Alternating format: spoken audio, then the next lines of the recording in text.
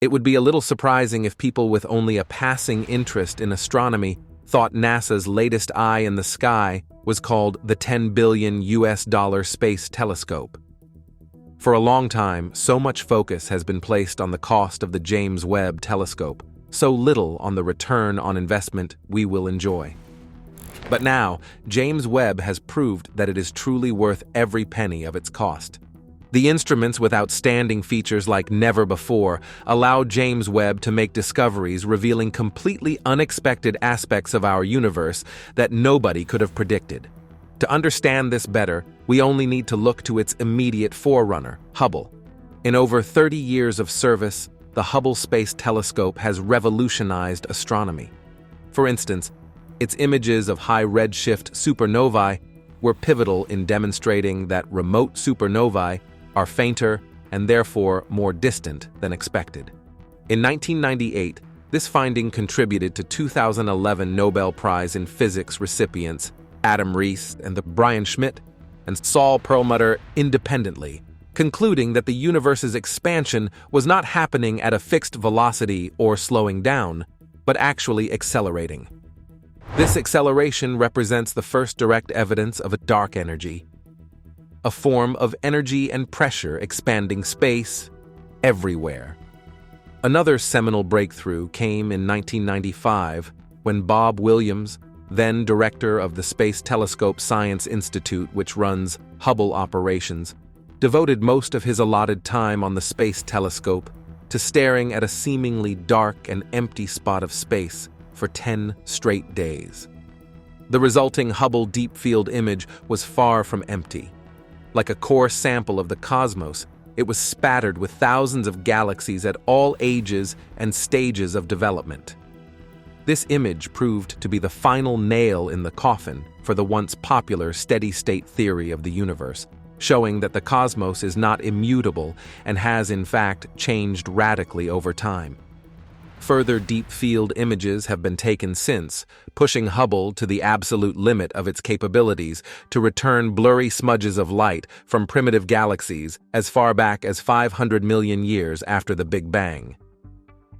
But to finally understand how the universe went from a dark, gaseous fog of basic elements to the clear, transparent cosmos littered with light we see today, we need to peer even further back in time to first light, when the earliest generation of stars formed in the universe.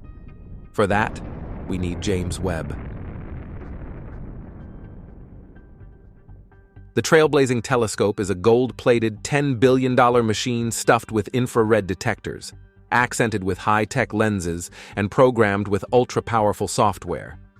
Its holy grail device is called the Near-Infrared Camera, or NIRCam, and will lead the charge by collecting a wealth of deep space infrared signals for astronomers to view on the ground. This is why the James Webb is often said to hold the promise of unveiling an unfiltered universe. Looking through the telescope lens instead of a standard optical telescope would be like looking up at the stars from my hypothetical New York dark zone instead of Times Square. There'd be a myriad more sparkles in both cases, even though you're viewing the same sky.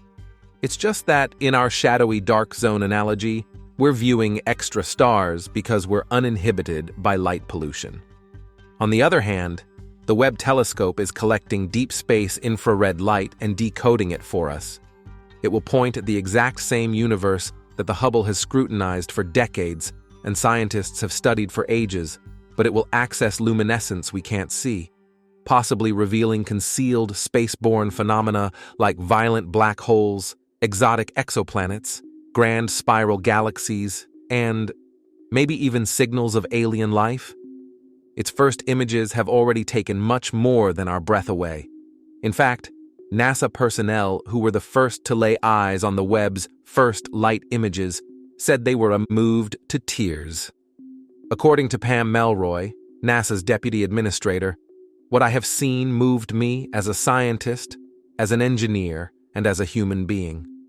Only 1 month after the first images were released, the successor to the Hubble telescope revealed new insights on how stars form, galaxies merge, and the early period of the universe. The images are a sight to behold, showing the cosmos in awe-inspiring detail. The discoveries have grown significantly since then, giving scientists a vast treasure trove of data to sift through. After over 2 years in space, having said that the images captured by James Webb are so in-depth that the results have been described as a new age of astronomy. Under the James Webb era, we witness the appearance of a bunch of universe breakers. This term refers to findings that seem to upend established models and theories about the universe's origins and its early evolution.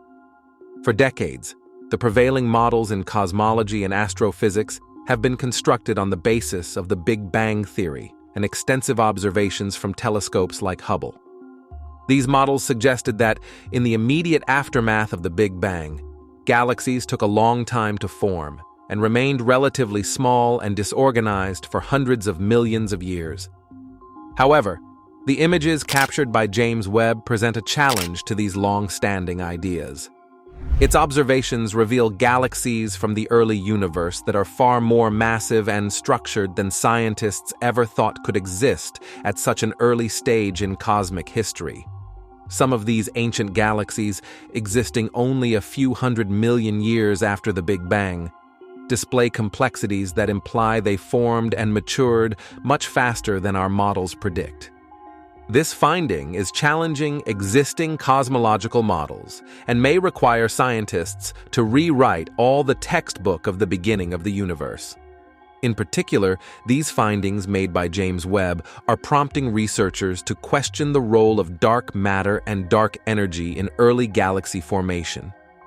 Dark matter is believed to act as a gravitational scaffolding for galaxies, helping them to form and grow, while dark energy is thought to drive the accelerated expansion of the universe. However, Webb's observations suggest that galaxies may have formed and matured in ways that are not fully explained by the current understanding of dark matter and dark energy. Another revolutionary aspect of James Webb's observations has been in the realm of star and planet formation. It has captured never-before-seen details of protostellar systems, the cradles where new stars and planets are born. One particularly fascinating target is the famous Orion Nebula, a stellar nursery located about 1,344 light-years away from Earth. Webb's infrared capabilities have provided a clearer view of dense gas clouds and dust that shield protostars and protoplanetary disks from visible light. In these observations, scientists have been able to see the early stages of planet formation in protoplanetary disks, where small dust particles coalesce to form planetesimals, the building blocks of planets.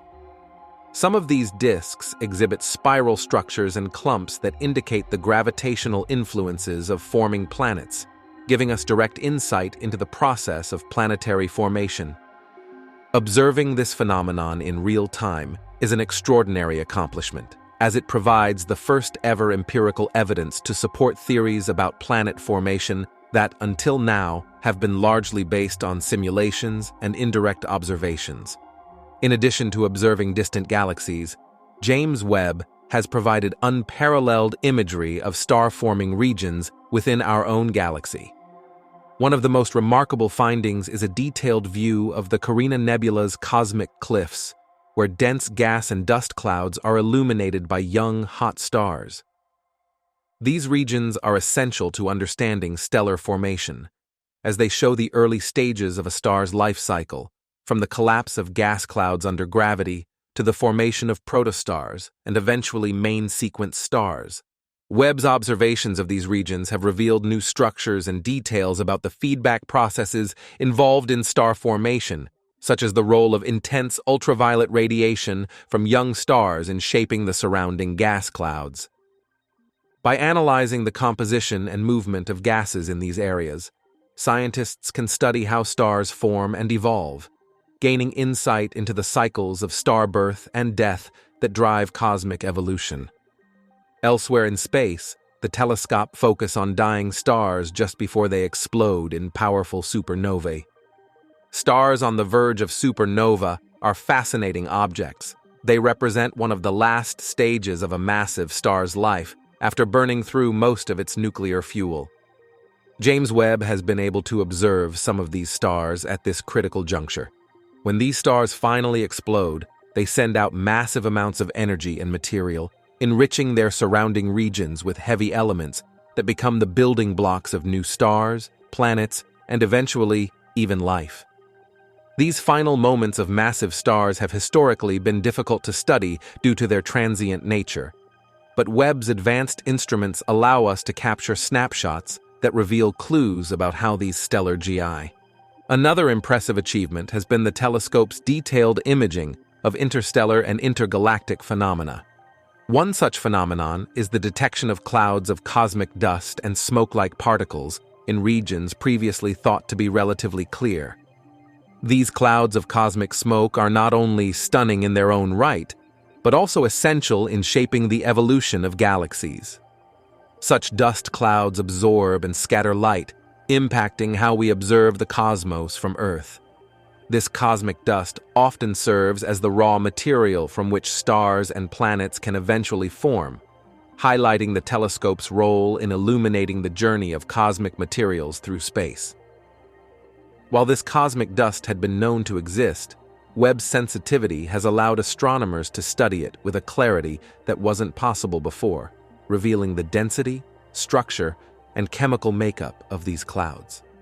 One of James Webb's primary missions is to study exoplanetary atmospheres in the search for habitable worlds.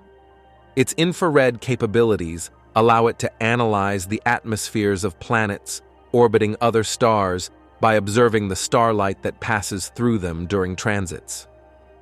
Recently, the Webb telescope made headlines by revealing new details of the atmosphere of a distant planet, which is about 124 light-years from Earth. Named K218b, this is an interesting exoplanet, a planet that orbits another star.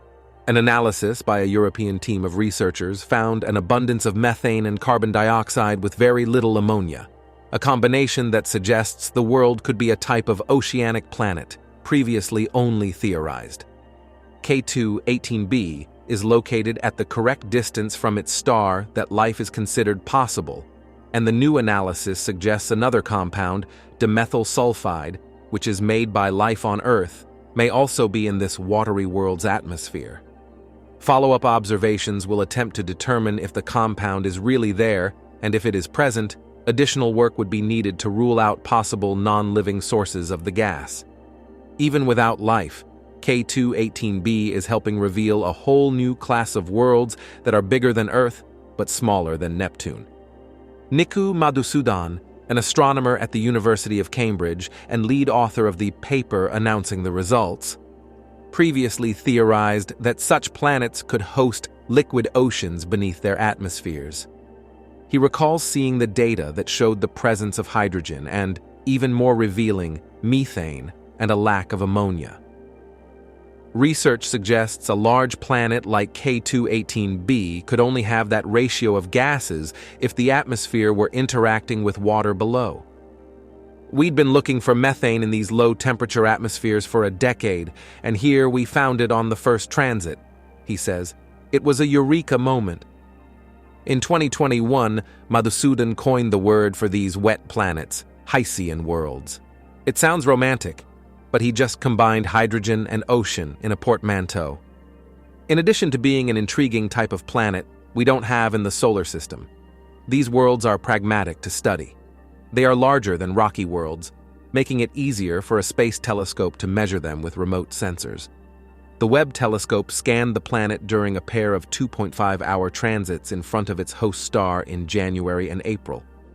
The onboard instruments scrutinized the starlight passing through the planet's atmosphere, giving astronomers spectral clues that can be used to identify the gases present.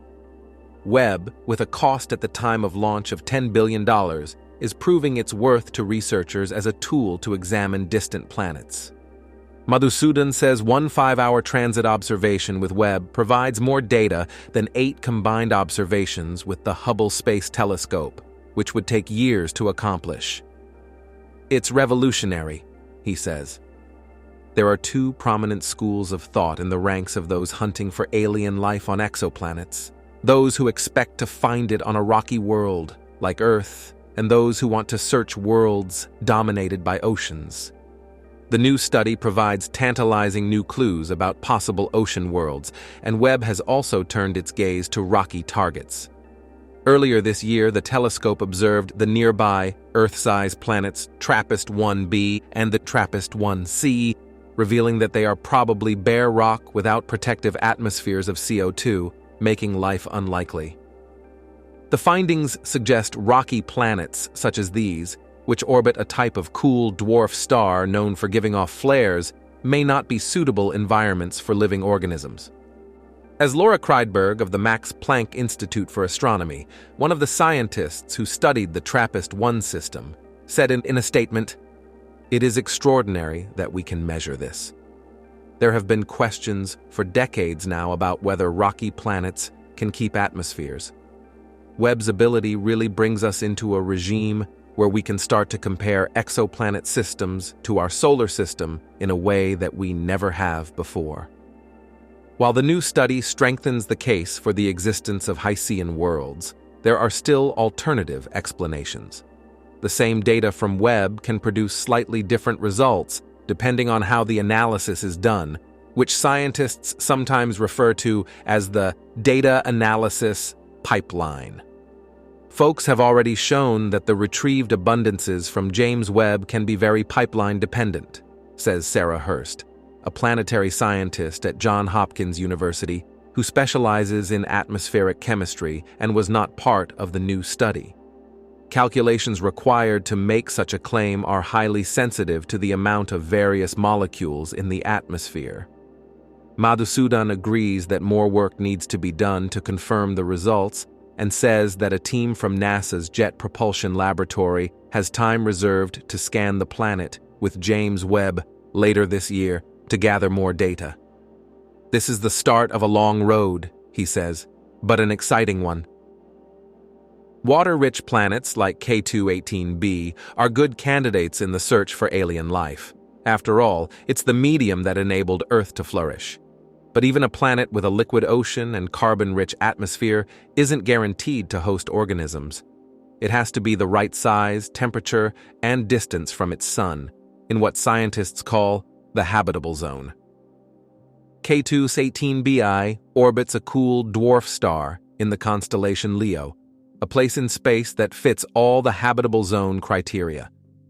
But the planet's large size, 8.6 times Earth's mass, may work against life. Its icy interior may be wrapped with a thin ocean and atmosphere, so the liquid water may be boiling away into space, possibly thwarting the ambitions of any aspiring life forms.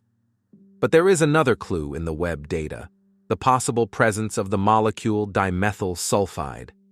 You find DMS in Earth's atmosphere, produced by swarms of phytoplankton in the oceans. As exciting as the possibility of this molecule on another planet is, there is a long way to go before scientists know for sure. It doesn't really seem like there is compelling evidence for DMS in their data, Hurst says. Madhusudan's 6-person team has time reserved early next year to use Webb's mid-infrared instrument, MIRI, a spectrograph that's optimized to detect DMS, to confirm or disprove its presence. "Ask me this time next year," he says of the expected timing of the MIRI results. On Earth, no process is known to create DMS molecules, but oceanic life.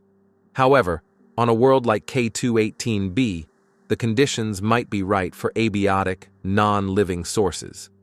Our understanding of sulfur-bearing chemistry is very Earth and Venus-centric, which are very different atmospheres from a hydrogen-dominated atmosphere like K2-18's, Hurst says. We need many more theoretical calculations and laboratory measurements to understand what the different possible pathways are for creating and destroying DMS in an atmosphere. If DMS is detected on K2-18b, it's time for the theorists to really get involved, Madhusudan says.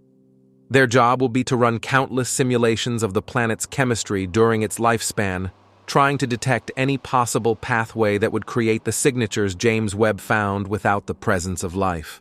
Only once, no other explanation is found, can the case for a living ocean on the planet be made. The proof of alien life is often depicted with the discovery of a Martian fossil, the receipt of an interstellar transmission, or even a verified extraterrestrial visitation to the White House lawn. But the actual moment that humanity finds out that we're not alone may be experienced by a solitary data cruncher, seated in front of a computer screen running complex organic chemistry models. Currently, the speed at which the search for life in the universe has increased in just 2 years means a discovery which most felt wouldn't occur in their lifetime may well come within the decade. Of course, Webb's Cycle 3 GO projects also include a wealth of investigations focusing on exoplanets themselves and not just their potential moons. This includes a few that wish to determine whether some exoplanets have the conditions needed to support life as we know it. Among those exoplanet habitability projects is one called Constraining the Atmosphere of the Terrestrial Exoplanet, TOI 4481b.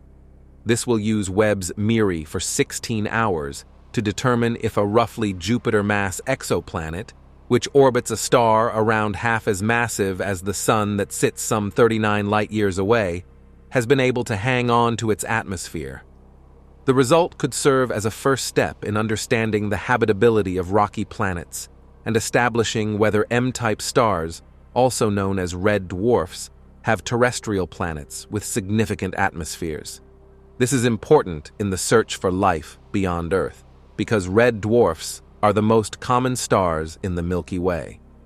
In addition, astronomers widely believe the majority of our universe's large galaxies have supermassive black holes in their hearts, with masses as great as millions or even billions of suns. Some of these supermassive black holes are actively swallowing gas and dust that surrounds them in disks of matter, called accretion disks. These monster black holes' gravitational influences are thought to heat the material in those accretion disks, causing them to emit bright radiation across the electromagnetic spectrum and create regions called active galactic nuclei, AGN.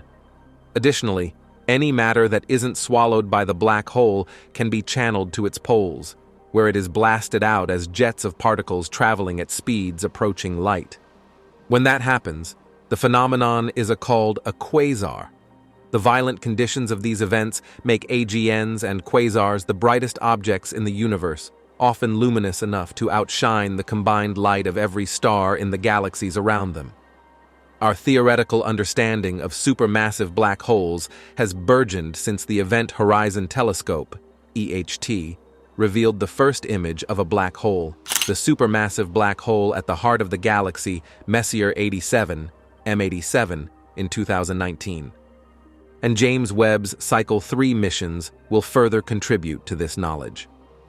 The Cycle 3 supermassive black hole observation programs include the investigation of quasars in the early universe and the nature of the first black holes.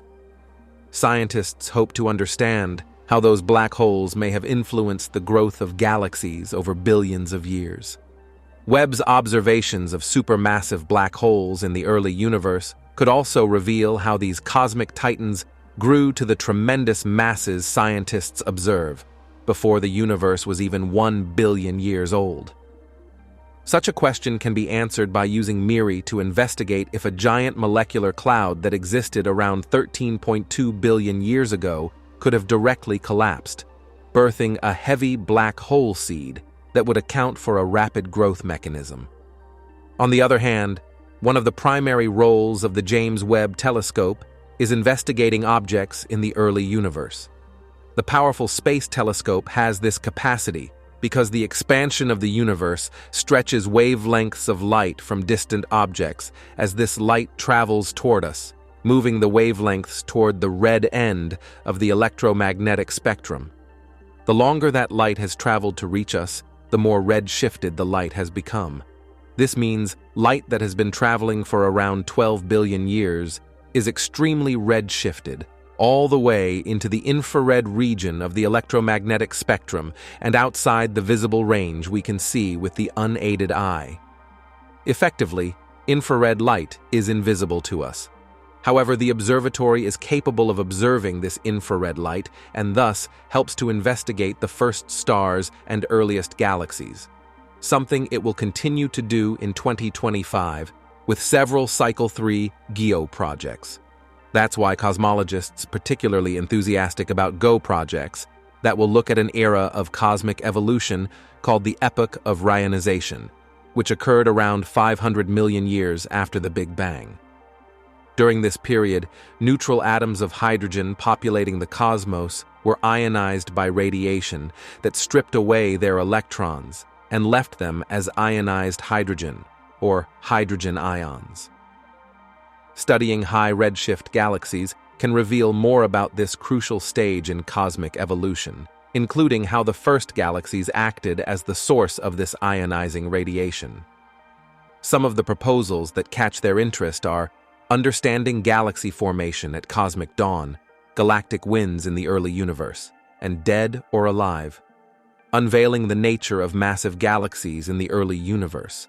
All of these accepted projects seek to identify and characterize galaxies that are the drivers of the epoch of Rionization. Of course, this is just the tip of the celestial iceberg when it comes to the range of topics Cycle 3 GO projects will cover. Between 2024 and 2025, astronomers will also train telescopes on distant stars to better understand stellar physics and populations, as well as examine the gas that exists between stars that can become the building blocks of the next generation of stars and planets. And though the Webb telescope was designed with the study of distant objects in mind, Cycle 3 will also see the observatory used to study bodies within our own solar system. These will include hunting for the source of gas plumes coming from Saturn's moon Enceladus, investigating the dynamics of the Uranus's rings, and characterizing icy objects that exist in the Kuiper belt at the very edge of the solar system.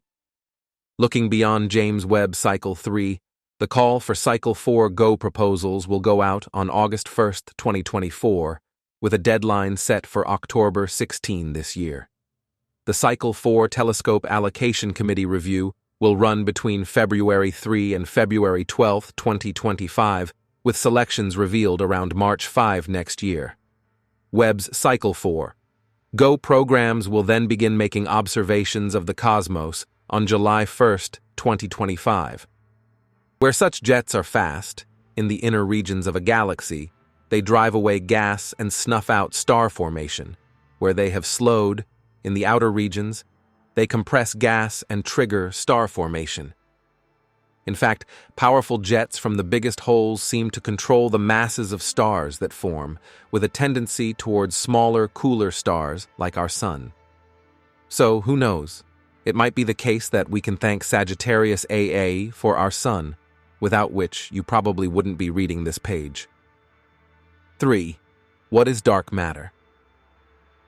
Dark matter gives out no light or too little light for us to detect. We know it exists because we see the effect of its gravity on the visible stars and galaxies. For instance, the Milky Way could not have dragged in enough matter to make its stars in the 1382 billion years since the Big Bang without there being a lot of invisible matter whose extra gravity speeded things up.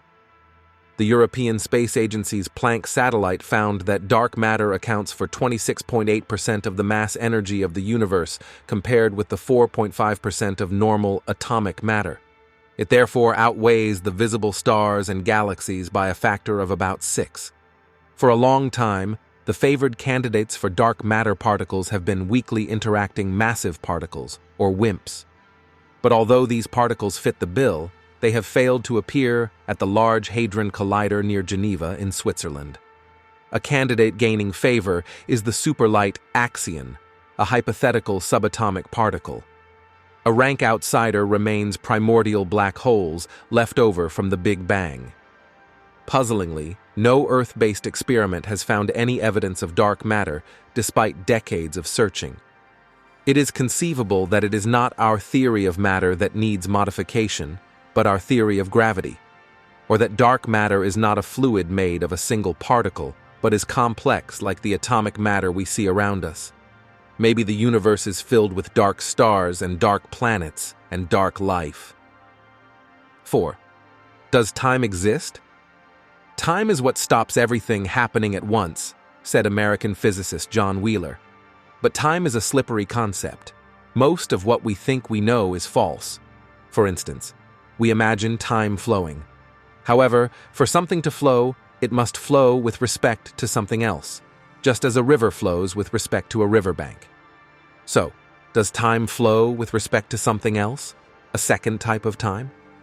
The idea seems nonsensical.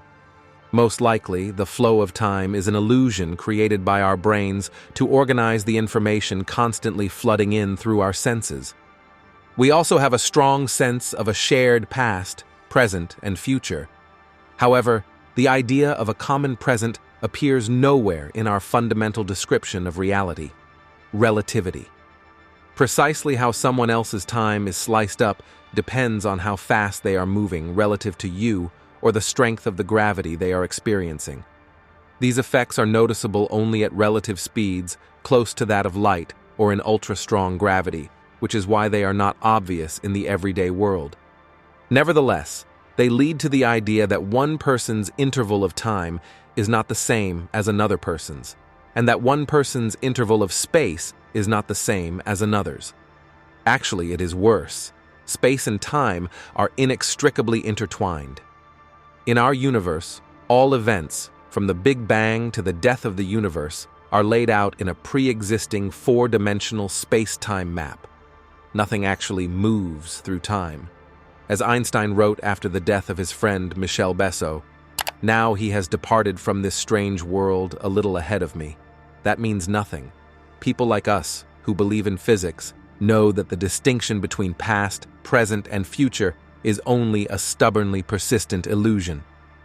If the expansion of the universe is imagined running backwards like a movie in reverse, in its earliest moments space and time are both ripped apart. Physicists therefore suspect that in the Big Bang time emerged from something more fundamental.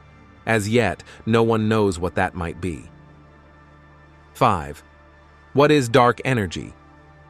It's invisible, fills all of space, and its repulsive gravity is speeding up the expansion of the universe. Dark energy was discovered by astrophysicists in 1998. They were studying Type 1a supernovae, stellar explosions believed to unleash a fixed amount of energy and burn with a standard luminosity like a cosmic 100W light bulb. The problem was that the most distant supernovae were fainter than expected. Cosmic expansion had speeded up, pushing them further away. At the time, the only force thought to be operating in the large-scale universe was gravity, which acts like an invisible web between the galaxies, breaking cosmic expansion. The discovery that the expansion of space was speeding up gobsmacked cosmologists who were forced to postulate the existence of a substance that accounts for an astonishing 2/3 of the mass energy of the universe. This dark energy overwhelmed gravity and gained control of the universe about 5 billion years ago. One possibility is that dark energy is a cosmological constant, an intrinsic repulsion of space. Such repulsion might arise from quantum energy fluctuations in the vacuum. However, when quantum theory, our best theory of the submicroscopic world, is applied to the vacuum, theorists predict an energy density that is 10, followed by 120 zeros, bigger than that of the dark energy. The biggest discrepancy between a prediction and an observation in the history of science. Conceivably, the discrepancy will disappear when we finally manage to combine quantum theory with Einstein's theory of gravity. Meanwhile, space experiments may help, one of which is dark matter hunter Euclid, which launched into space in 2023. According to scientists, this telescope is designed to measure how dark energy varies with cosmic time, hopefully providing a vital clue to solving what is the biggest puzzle in science. 6. Why have we seen no sign of aliens? In 1950, Enrico Fermi, the man who built the first nuclear reactor, was having lunch in the canteen of the Los Alamos bomb lab in New Mexico when he suddenly said, "Where is everybody?" Everyone around the table knew exactly what he meant. Decades later, Fermi's question was examined independently by the American physicists Michael Hart and Frank Tipler. Hart considered aliens spreading throughout our Milky Way, and Tipler considered self-replicating machines that, on arrival at a planetary system, exploit the resources to build two copies of themselves that continue voyaging. Both concluded that, even at modest speeds of travel, every star in the galaxy would be visited in a fraction of the age of the Milky Way. As Fermi realized, the aliens should be here on Earth. They do not appear to be. This became the Fermi paradox. Hundreds of explanations have been proposed, but consensus has so far failed to materialize. Thus, it remains a puzzle.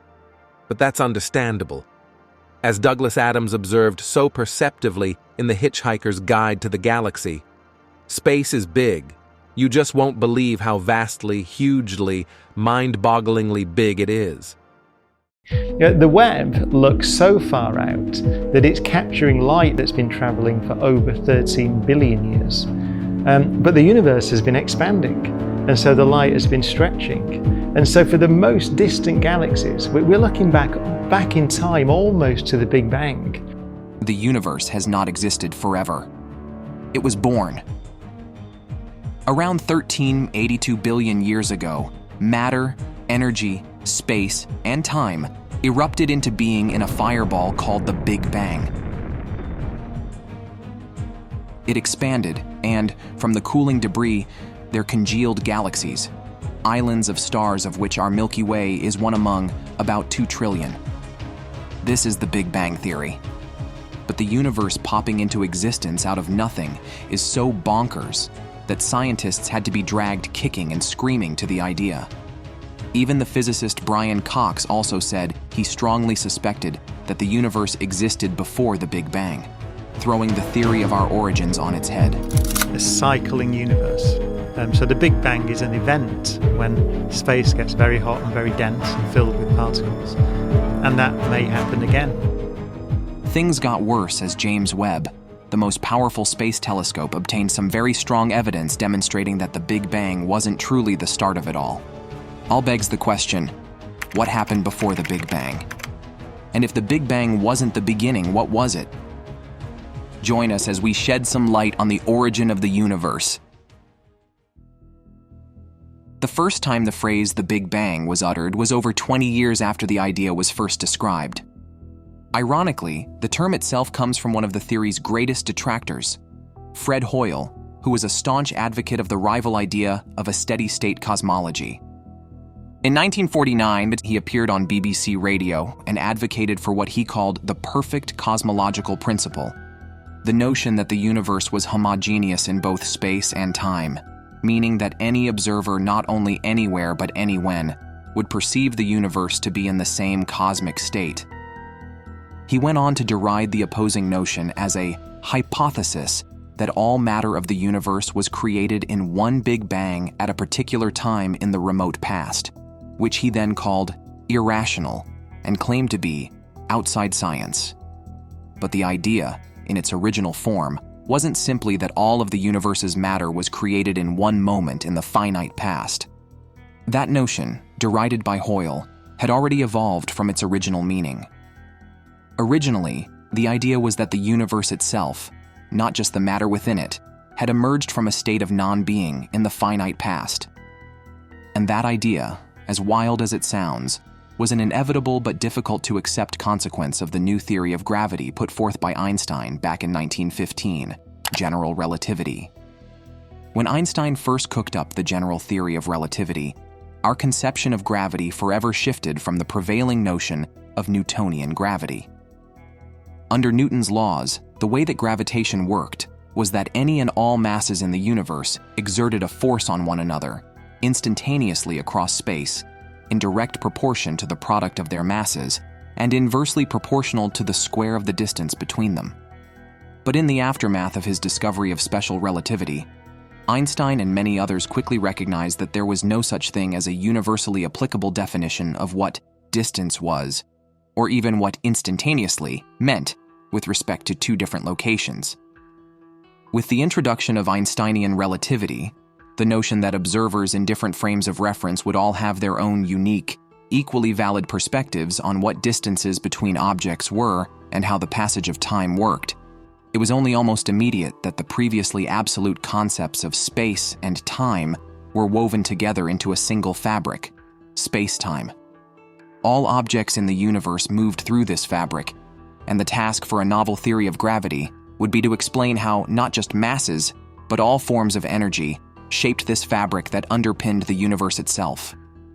Although the laws that governed how gravitation worked in our universe were put forth in 1915, the critical information about how our universe was structured had not yet come in.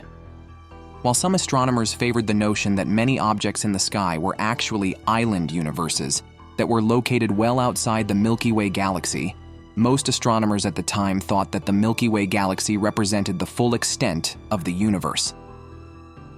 Einstein sided with this latter view, and, thinking the universe was static and eternal, added a special type of fudge factor into his equations, a cosmological constant.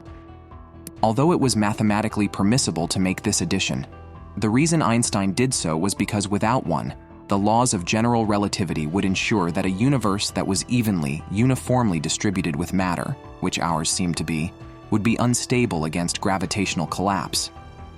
In fact, it was very easy to demonstrate that any initially uniform distribution of motionless matter, regardless of shape or size, would inevitably collapse into a singular state under its own gravitational pull. By introducing this extra term of a cosmological constant, Einstein could tune it so that it would balance out the inward pull of gravity by proverbially pushing the universe out with an equal and opposing action.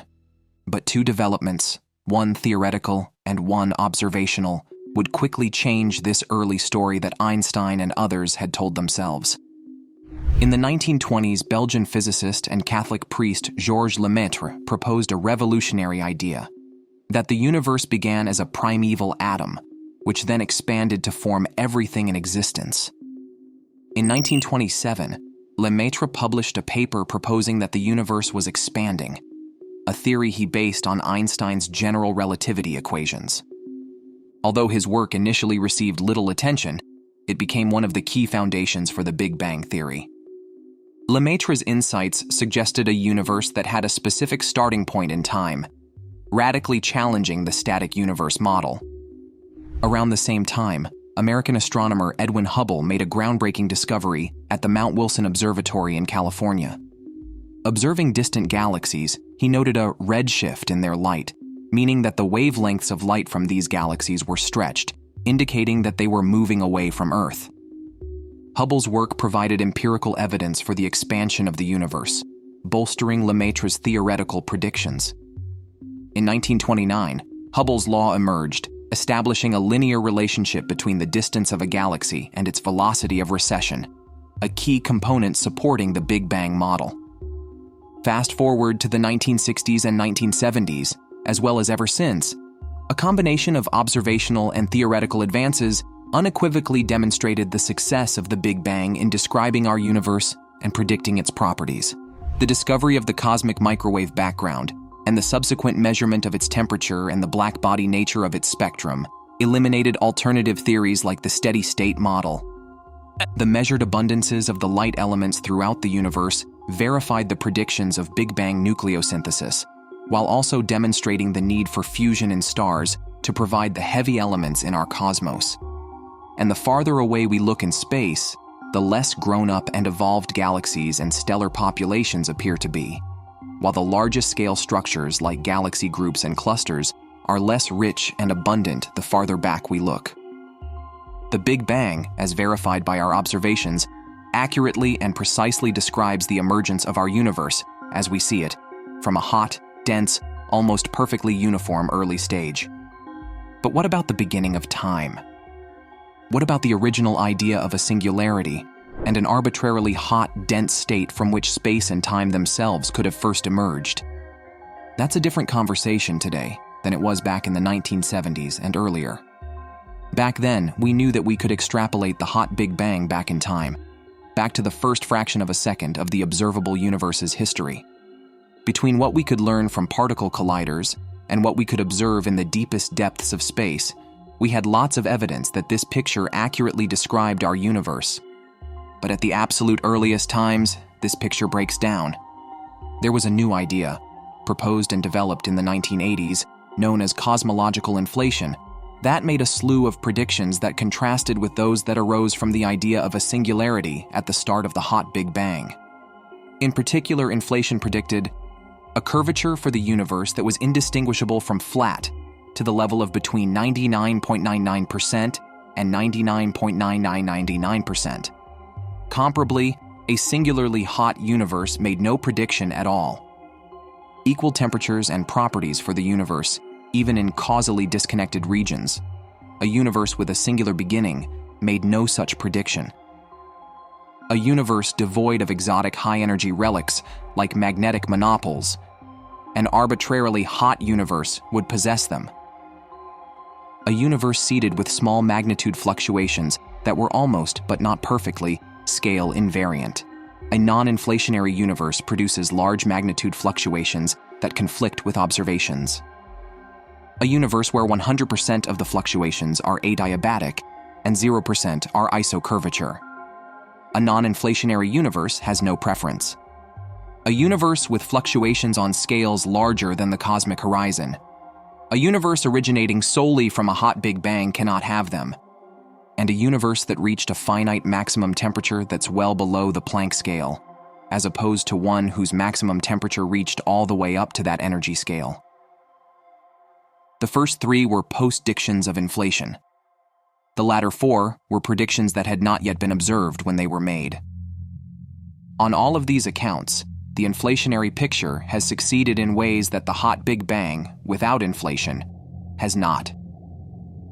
During inflation, the universe must have been devoid of matter and radiation and instead contained some sort of energy, whether inherent to space or as part of a field, that didn't dilute as the universe expanded. This means that inflationary expansion, unlike matter and radiation, didn't follow a power law that leads back to a singularity, but rather is exponential in character. One of the fascinating aspects about this is that something that increases exponentially, even if you extrapolate it back to arbitrarily early times, even to a time where TE, it never reaches a singular beginning. Now, there are many reasons to believe that the inflationary state wasn't one that was eternal to the past, that there might have been a pre-inflationary state that gave rise to inflation, and that, whatever that pre-inflationary state was, perhaps it did have a beginning.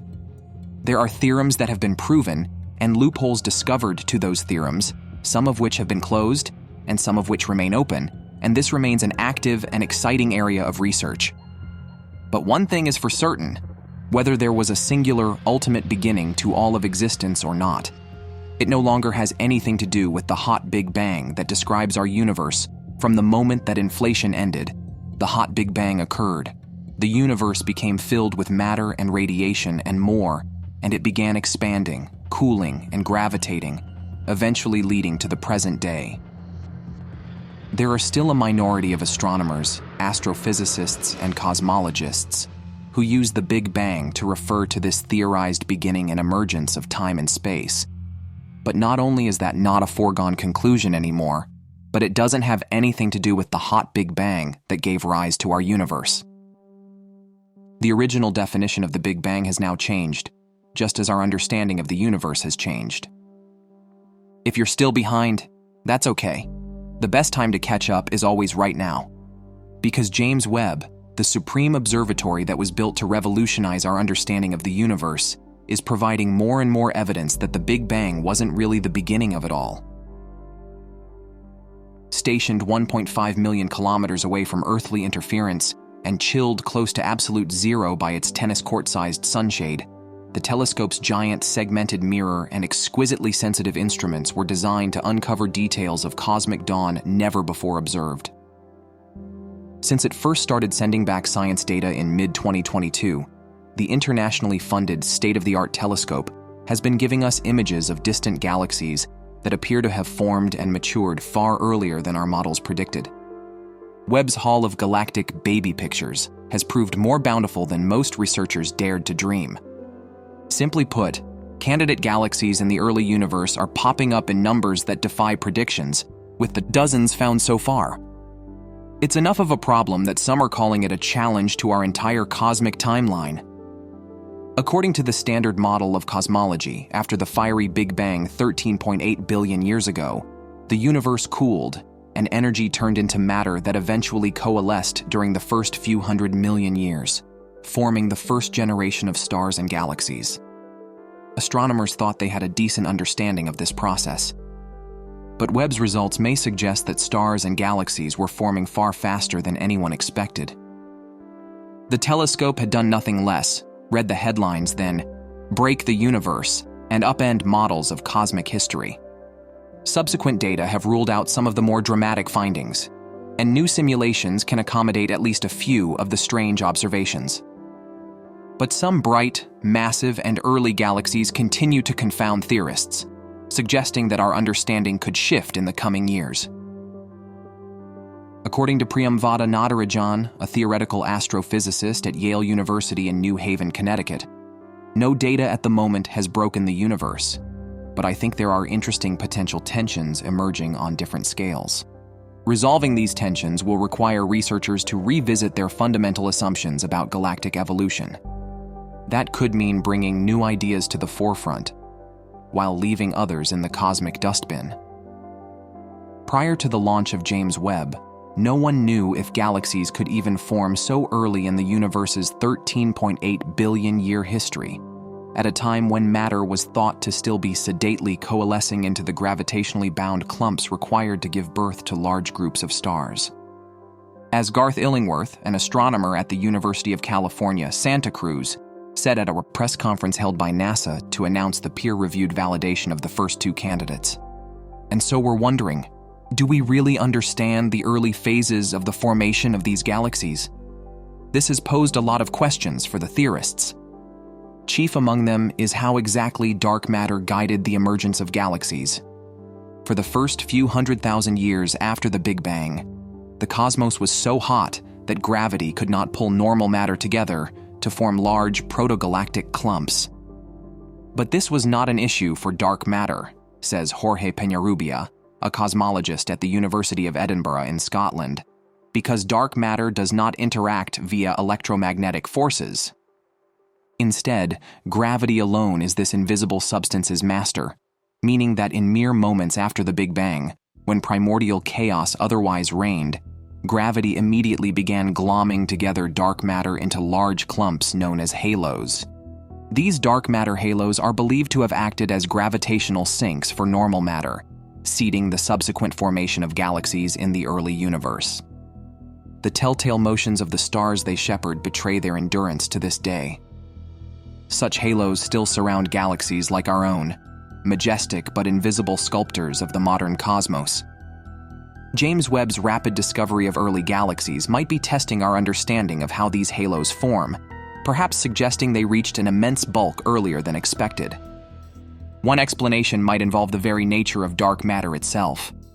Theorists have found that simple treatments of dark matter, in which it only interacts with itself and normal matter via gravity, can accurately replicate large-scale cosmic structure.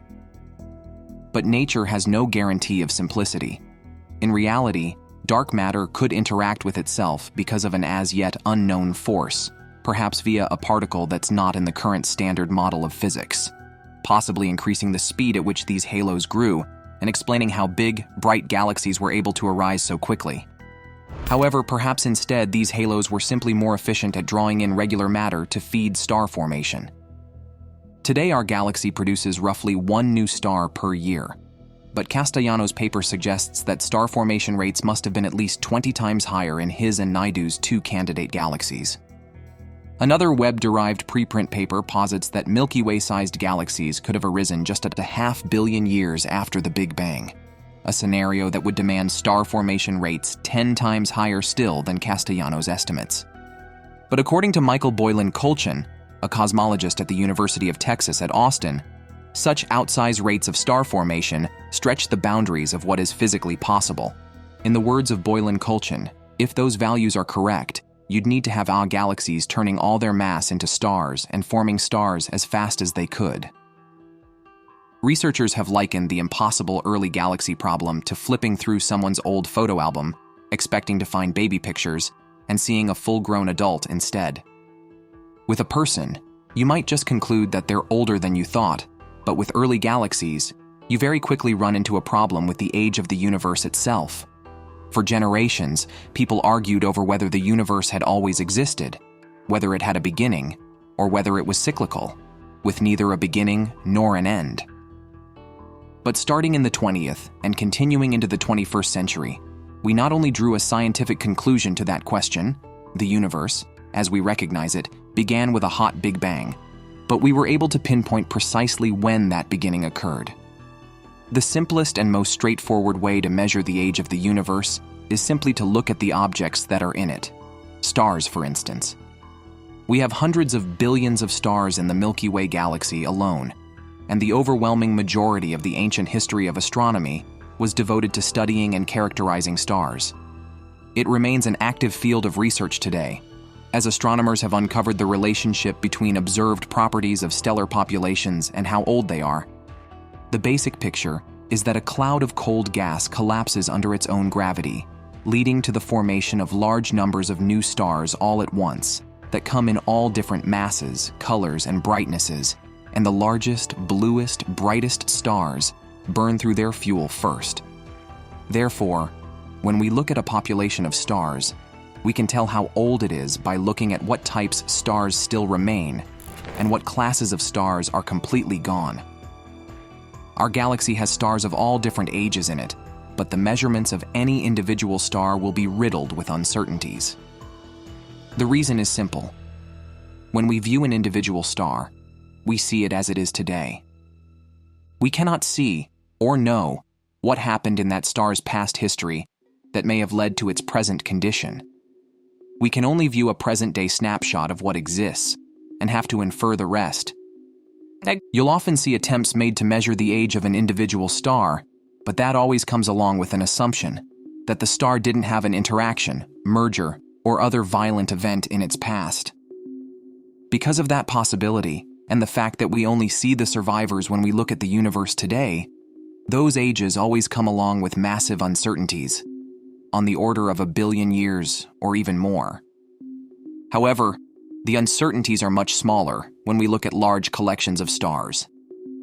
The collections of stars that form within a galaxy like the Milky Way, open star clusters, typically contain a few thousand stars and only last a few 100 million years. The gravitational interactions between these stars eventually cause them to fly apart. While a small percentage last 1 billion years or even a few billion years, we have no known open star clusters that are even as old as our own solar system. However, globular clusters are larger, more massive, and more isolated, found throughout the halo of the Milky Way and most large galaxies. When we observe them, we can measure the colors and brightnesses of many of the stars inside, enabling us, so long as we understand how stars work and evolve, to determine the ages of these star clusters. Although there are uncertainties here as well, there is a large population of globular clusters, even within the Milky Way alone, with ages of 12 billion years or more. How certain are we of these figures?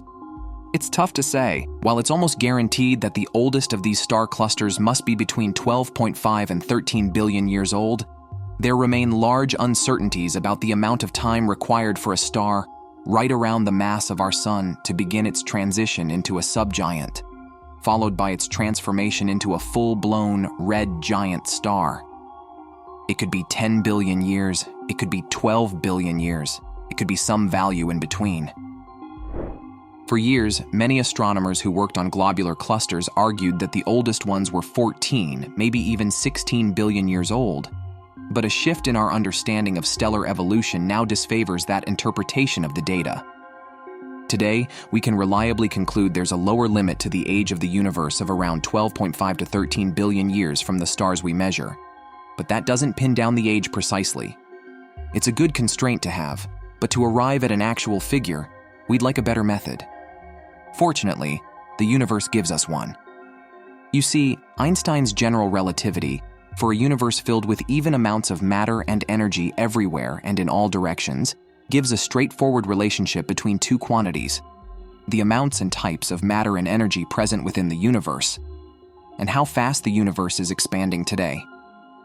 This relationship was first derived all the way back in 1922 by Alexander Friedmann, and the equations that enable us to derive how old the universe must be are known as the Friedmann equations. It took us many years to measure the constituents of the universe, but a consensus picture has emerged. Observations ranging from the abundances of the light elements to the clustering of galaxies, to how galaxy clusters collide, to distant supernovae, to the fluctuations in the cosmic microwave background, all point toward the same universe.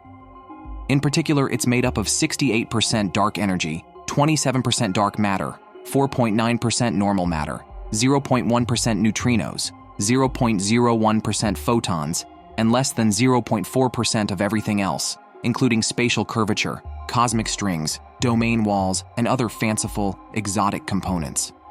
This picture agrees with the full suite of observations that we have.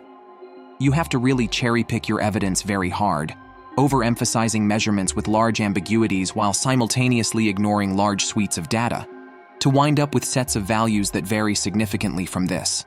So then, you might think that everything hinges on the expansion rate. If you can accurately measure that, you can simply do the math and precisely arrive at the age of the universe. Beginning the early 2000s and ever since, the best data we have comes from the cosmic microwave background, first from WMAP, then from Planck, and as of July 14, 2020, from the Atacama Cosmology Telescope as well.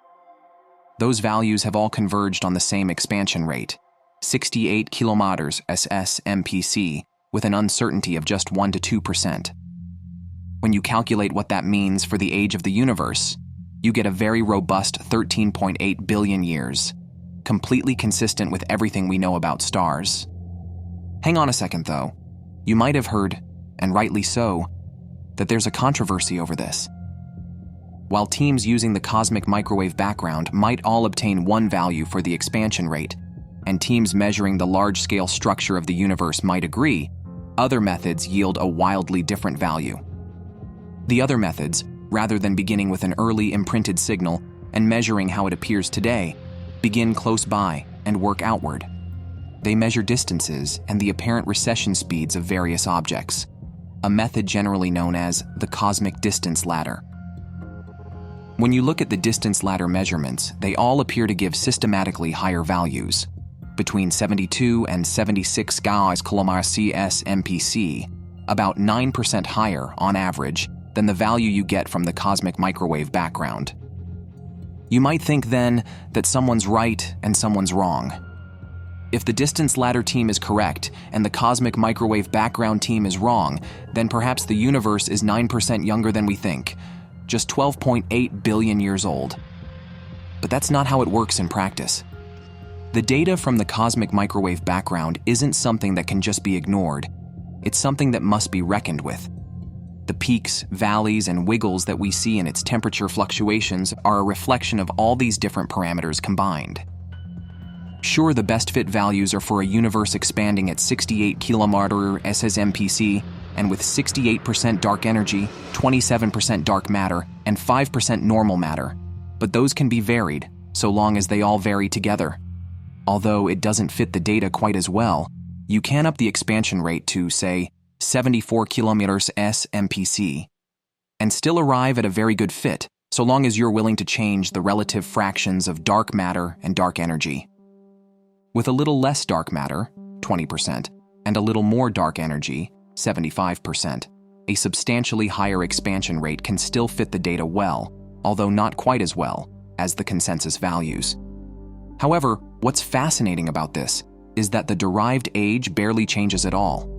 If you explore the full range of what is and isn't allowed, that 13.8 billion-year-old figure only comes along with an uncertainty of about 1%, between 13.67 and 13.95 billion years. But it's true that there are still many mysteries left to be uncovered about the universe. We don't know how fast the universe is expanding, and we don't know why different methods of measuring the expansion rate give such wildly different results. We don't know what dark matter or dark energy are, or whether general relativity, from which all this is derived, is still valid on the largest of cosmic scales. We don't even know exactly how much of the universe is locked up in which form of energy. It could have more dark matter and less dark energy than we think, or vice versa. The uncertainties are substantial. Similarly, we know that the universe is approximately 13.8 billion years old, but its exact age is not yet clear. Even today, the matter remains open to discussion, as new research could at any moment upend our previous cosmic conception for the age of the billions of galaxies that comprise our universe. That's what happened recently, when a new study based on James Webb's data was released, challenging the long-held notion that our universe is nearly 13.8 billion years old. If the findings of this latest research prove accurate, the Big Bang may have taken place 26.7 billion years ago, making the actual age of the universe nearly twice as old as we thought. According to Rajendra Gupta, a theoretical physicist at the University of Ottawa who authored the study with the new model, we can explain the conundrum that has long puzzled scientists about these ancient galaxies. That's because Gupta's newly devised model stretches the galaxy formation time by a several billion years. This age estimate is derived from the universe's expansion rate by measuring the redshift of spectral lines in the light emitted by distant galaxies. The redshift of light is what has long helped to inform physicists' estimates of the universe's age. In simple terms, the thought has been that the redshift indicated the distance of stars and galaxies, and hence, the faster they are moving away from Earth. By estimating the rate at which the stars are moving away, scientists can calculate how fast space is expanding into an infinitely growing universe. But the so-called tired light theory that originated in 1929 with Swiss astronomer Fritz Zwicky offered an alternative explanation. Perhaps the redshift we see isn't due to galaxies moving away from us. Instead, Zwicky's hypothesis was that it might be because light loses its energy and shine after traveling a long distance. Gupta proposes that if we allow Zwicky's theory to coexist with the idea of an expanding universe, we can reinterpret the redshift as a hybrid of both of these phenomena and thus arrive at an even more accurate age estimate of the universe. And Gupta goes even further in the study, introducing the fundamental physics idea from English theoretical physicist Paul Dirac, that coupling constants govern the interactions between particles. What does that mean? If these constants evolve, then the time it takes for the early galaxies observed in the Webb telescope to form extends from a few 100 million years to several billion years. Better put, it would offer an explanation for the advanced level of development and mass observed in the previously puzzling early galaxies. That's all the information that we have for you today. Don't forget to give us a thumbs up if you enjoyed today's episode, subscribe if you haven't already, and hit the bell so you never miss out on future episodes. And be sure to also tell us what you think about today's content. Everyone's support motivates us to continue delivering quality content and to always improve. As always, thanks for watching, and we will see you next time.